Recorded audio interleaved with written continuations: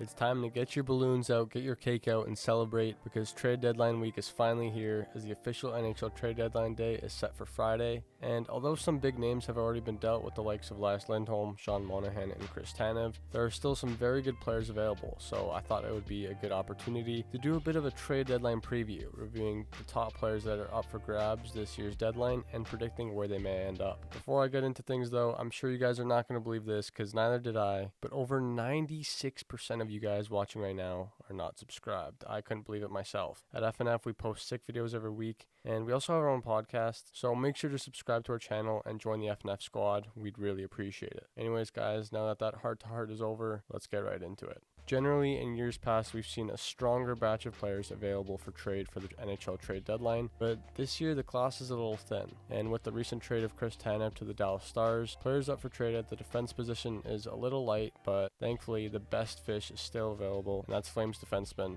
Noah Hanifin. Noah Hanifin is a really strong number 2 defenseman in this league. He's got 35 points this year already, so he's got some offensive pop, but for me, it's Hanifin's defensive capabilities which intrigue me so much. He's got a really long reach on his stick, so he can effectively disrupt plays, and his physicality makes him so effective in the defensive zone. He's made it clear though he doesn't have much interest in re-upping with the Flames, so he will be moved at this year's deadline. With a player as good as Hanifin, there's obviously been multiple teams interested in his services, but the one team I keep circling back to is the Tampa Bay Lightning. With the long-term loss of Mikhail Sergachev, a big piece of their defense core, the Lightning desperately need another defenseman. Victor Hedman needs some help. He can't do it all by himself. And the Lightning are also going to have a lot of cap room to work with at the deadline with Sergachev on LTIR. And there's been lots of reports that Hanifin actually prefers the Tampa Bay Lightning as his number 1 destination. So I think the fit just makes too much sense for me. The one thing I think may offer some difficulty though is the trade assets. Tampa Bay obviously has been so competitive over these last 5-6 years that they've traded away all their assets, and Calgary is going to want some good pieces back, and one of those pieces is probably going to be a first round pick,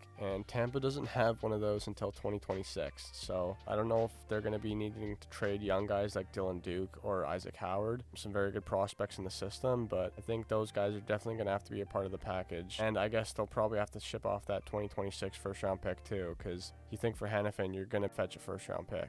Okay, so now moving from a player on the back end to a player up front on the Anaheim Ducks, I got forward Adam Henrique. Henrique is actually number 3 on the TSN trade bait board, and he's coming to the end of his contract worth $5.8 million, and he's on pace to break his career high 51 point total as he already has 41 points this season. Henrique is obviously playing a higher up role with the Anaheim Ducks, but I think Henrique is best suited as a third line center on a contending team. He's got a great shot, he's got underrated speed, excellent hockey IQ, but most importantly, he brings a lot of experience to the table. I think he'd definitely be a very valuable addition to a team in a playoff spot, needing to add some depth, and a team I think he would really fit in well with is the Colorado Avalanche. They most certainly would have to work out some cap gymnastics to make the money work with Henrique's $5.8 million, but if they figured out a way to add him, he would be a very valuable piece to a team kind of struggling for the secondary scoring. The Avalanche obviously picking up Ryan Johansson this summer to play that 2C role, but it just hasn't worked out. They've dropped him down the lineup, and I think the Avs have been looking to upgrade to that position ever since. And there's been a lot of discussion about whether the Ducks can pull off getting a first rounder for Henrique. I think if a team is desperate, I think they may pay it, and honestly, the way the market has been going, it may actually cost a first rounder, but in my opinion, I think a second round should be enough for Henrique's services. Okay, now moving on to probably the best goal scorer available for this year's trade deadline, who's moved ahead of last year's deadline too, Vlad the man. We got Vladimir Tarasenko. Sens signed him this summer. He's been playing better as of late, but generally I think it's been pretty disappointing, not only for Tarasenko, but just that whole Senators team. They just can't seem to find a way to make things work there. And Tarasenko is a UFA at the end of this year, so the Sens are obviously going to look to move him for some assets. News came out recently out of Vegas that forward Mark Stone is out for the rest of the season, so he's going to the LTIR. So you know what that means, everyone. Vlad the man. I think he's going to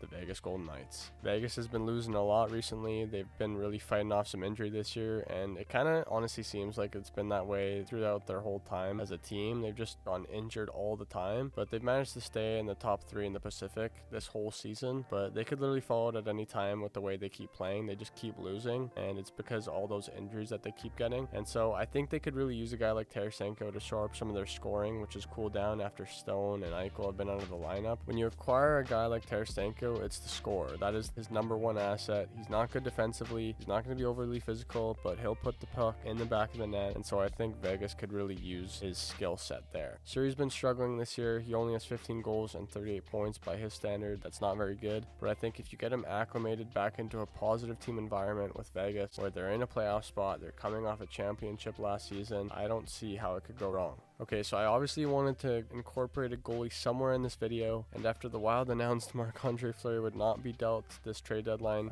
my options were pretty limited, but I ended up going with Jake Allen to be traded at this year's deadline. The Canadiens are obviously not getting into the postseason this year, and Jake Allen actually does have one more year left on his deal after the season, but he has been on the market over these last couple weeks, and I think teams looking for an insurance policy in net would really like Allen as a fit in that spot. One team I really think makes a lot of sense is the Edmonton Oilers. Stuart Skinner has been the guy this year, but he has struggled at times this season and last, and I think it would be a smart move for Ken Holland to get a veteran like Allen on that roster as a backup plan in case Stuart Skinner ever struggles, because in the past he has shown that he cannot always be reliable. This season he struggled a lot in the beginning of the season, so I think just for consistent goaltending, I think it would be a smart move to pick up Allen, and I don't think he would be very expensive either. With a 5-12-1 record and an 8.92 save percentage, it's obviously below average stats, but on a young Canadiens team who doesn't play very good defensively, the numbers don't concern me too much, honestly. The Oilers are a way better defensive team than the Canadiens, and I just think it would be a smart move to take some of the pressure off Skinner. And if the Oilers can work some more cap gymnastics, I think they would also love to add another middle six forward to play in their lineup. Right now I got two names that I think would be really good fits for the Oilers to add for some depth up front at this year's deadline. First is Pens forward Riley Smith. He's got 1 year left on this deal after the season, but it just seems like a piece to me the Pens would be looking to sell off at the deadline. And there's also been some interesting rumors around Smith that maybe he hasn't totally embraced being a Penguin after being traded by the Golden Knights this summer after winning the Stanley Cup. Smith has only got 25 points this year. He was injured for a bit this season, but I just think he would fit well on an Edmonton team with an already loaded offense. The second forward who I think is a more probable case for the Oilers to pick up at the deadline is former Oiler Jordan Eberle. I don't really think the Kraken would be too thrilled to part with a guy like Jordan Eberle who means so much to that team, but I just think the way things have gone this season, they're probably going to be sellers at this year's deadline, and I think Eberle is a guy with an expiring contract this year who I think just makes too much sense for the Oilers. He's already been in Edmonton. He knows what it's like. He had some nice depth scoring, but more importantly, some leadership and playoff experience. Once again, with the Oilers, it's a conversation about cap space. Can they fit these players under the cap? It's difficult, but you ship off a guy like Warren Fogle, pay another asset to get a player retained, and you can make it work. So that's it for players who I think will be traded. Now I quickly wanted to just run through a number of players who I think have had a lot of noise around them this year's deadline, but I don't think they will be traded. First is Jake Guentzel. It's a tough situation with the Pens where they sit now in the standings, but at the end of the day, I don't think Crosby is going to let a guy like Guentzel, who is such an important player on that team, get traded by Dubas. And even if he was being heavily shopped, honestly don't think teams would be prepared to pay the price the Pens are going to be asking for. Another player I don't think will be traded at this year's deadline is defenseman from the Ottawa Senators, Jacob Chychrun. The poor guy has been on the trade board for the past 4 to 5 seasons now. I feel really bad for him. He can't catch a break, but I just don't see him getting traded at this year's deadline. If the Sens were to move on from a guy like Chychrun, I think it would make more sense to be in the off season when they got more time and they can figure more things out. Lastly, I also got Scott Laughton on this list. There's been a lot of rumors about him getting lots of trade interest, but I honestly don't think the Flyers are targeting him as a trade candidate. I think they're more likely to move on from guys like Nick Seeler or Sean Walker as opposed to Scott Laughton. And just because he is a big leader on that team and the Flyers are in a playoff spot right now, I just don't really think it makes a lot of sense for the Flyers unless they were absolutely blown away by a trade offer. But anyways guys, that about wraps up things for today's video. If you guys enjoy this type of content, make sure to give it a like and comment your thoughts down below, and make sure to hit that subscribe button if you're new here to join the FNF community. Thanks for watching guys, and until next time, peace.